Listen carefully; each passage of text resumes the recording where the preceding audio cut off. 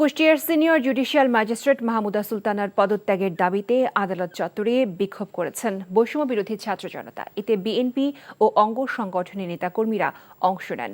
সকালে আদালত ভবনের সামনে অবস্থান নিয়ে বিভিন্ন স্লোগান দেন তারা। পরে বিক্ষোভকারীরা একটি মিছিল নিয়ে আদালত চত্বর প্রদক্ষিণ করে। এ সময় বক্তারা অভিযোগ করেন, আন্দোলনে শহীদ ভাইদের রক্তের দাগ শুকানোর আগেই অভিযুক্তরা জামিনে বের হয়ে যাচ্ছেন।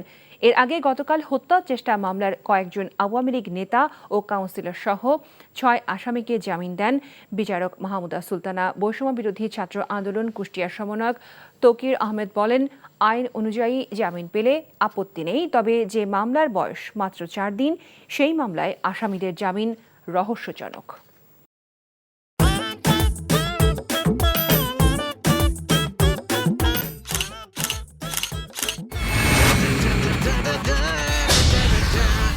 Thank you so much. শুধু থ্যাঙ্কসই দিবেন আর কিছু দিবেন না? যদি দেওয়ার মতো হয় সো যে কোনো কিছু। খুব খুশি লাগলো আপনার সাথে ডিল করে। Deal done. হ্যাঁ, 50 লাখ। বিউটিফুল। আমি চাচ্ছি এই থার্ড ডেতে তোমাদের এনগেজমেন্টটা করে ফেলো। এখানে তো রতন নামে কোনো কিডনি ডাক্তার নাই। আপনি চিটার বাটপারে পাল্লায় পড়ছেন।